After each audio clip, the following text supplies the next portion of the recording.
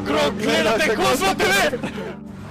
Kot sem prej rekel, prispodoba za live, pač live iščeš ravnotežje, ne? In tukaj ga tudi iščeš. To je super, jaz pravim temu dinamična meditacija. Dejansko dela cel telo, ne?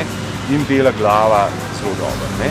Se pravi, moraš biti fokusiran, moraš se znati umiriti, moraš znati dihati, moraš biti v enih delih telesa sproščen in v drugih močen.